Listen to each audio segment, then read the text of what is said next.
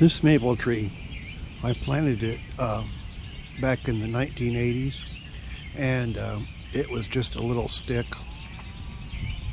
and it was supposed to be a red maple, but the squirrels or rabbits or something came along and nibbled it off, and that's why it's got all these forks at the bottom.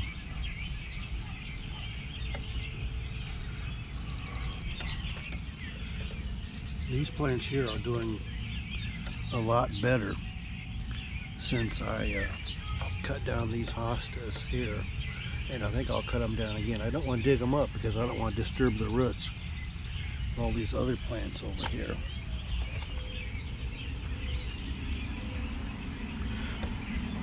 So here's some lilies that have just been struggling along. These are poppies. In early spring they come up and bloom all over the place, and then they die back, and then they die back. Here's more right here, and the middle of summer, it's now July, they do this, and you can see the seed heads here. And this is the early summer growth right here. And this is the July growth right here.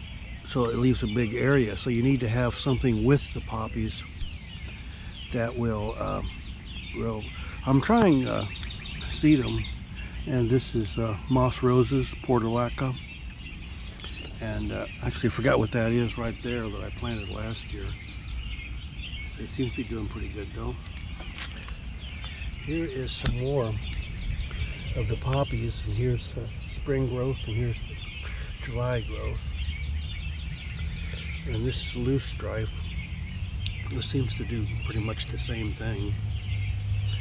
Here's some hen and chicks sempervarium that I planted.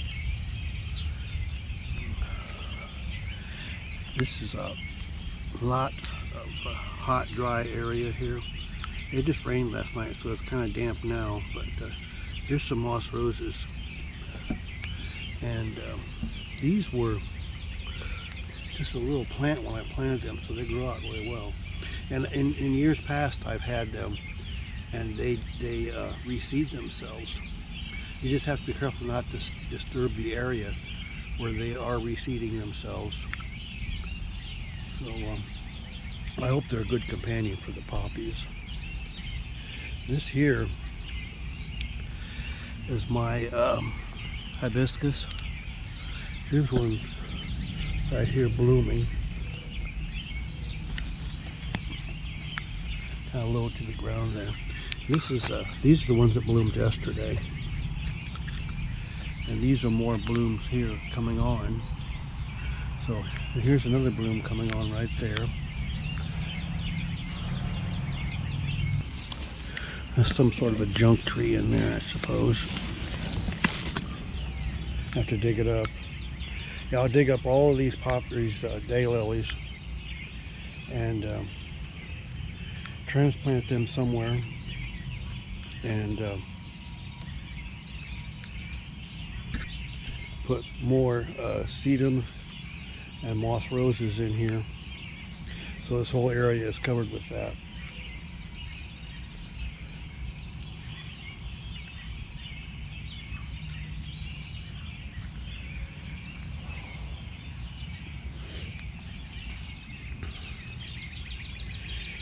Here is this snake plant still over here blooming away. It's been blooming now for several weeks actually.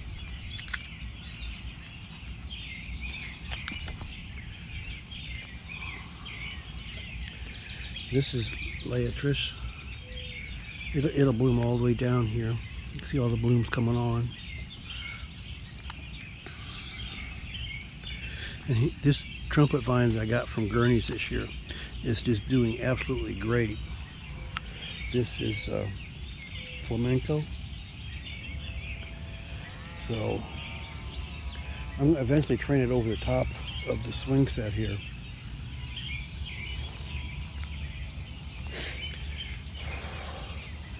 And my lilies are doing great. Some people call these outhouse lilies. I think they're actually a Martagon lily because it's the petals are sharply recurved like that. And but yeah, these are one of my favorite lilies, more than all the others.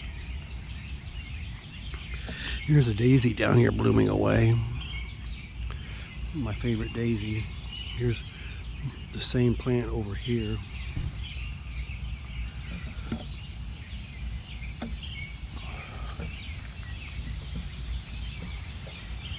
This rose seems to be doing better since I got rid of the ones around it. All these plants around it. Oh, here's a Japanese beetle on it. I have to come around and spray it.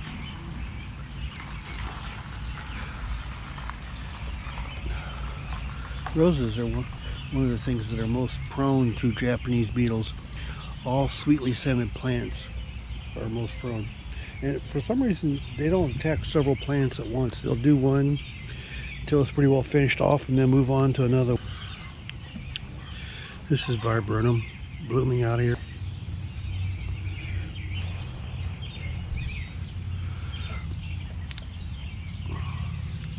Here is phlox. I just planted them this summer.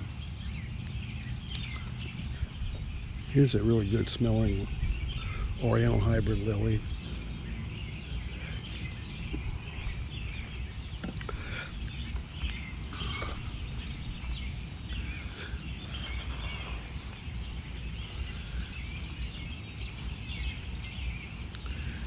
And here's some more tiger lilies.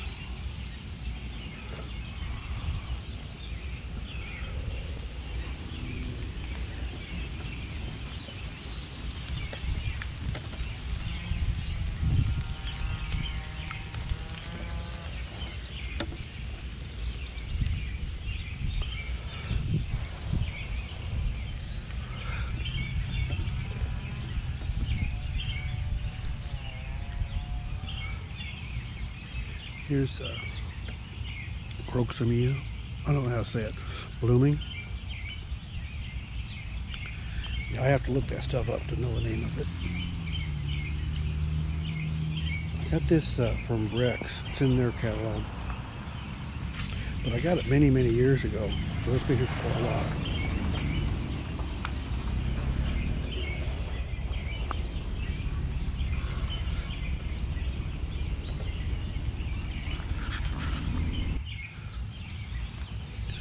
This is Ruby Spice Summer Sweet. I actually forgot which catalog I got it from because it's been so many years ago. And even after I got it, I moved it to a different place and it's still doing just fine.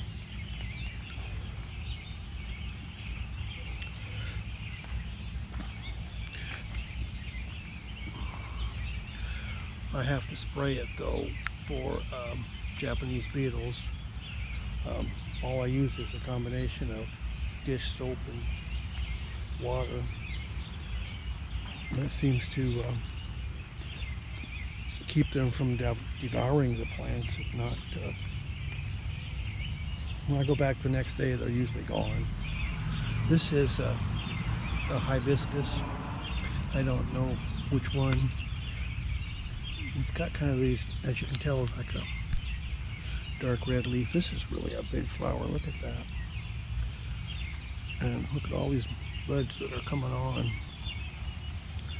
It's up here by the garden hose in an area that gets full sun, so it seems to be really happy.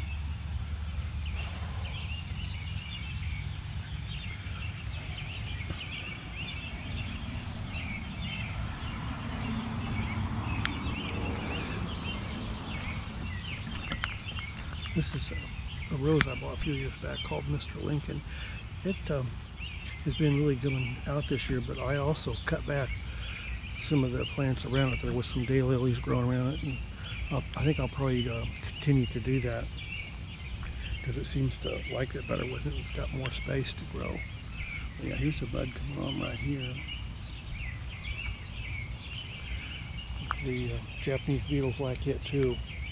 They've been, I've just been spraying it with dishwater, and then when I come back the next day, they seem to be gone. So.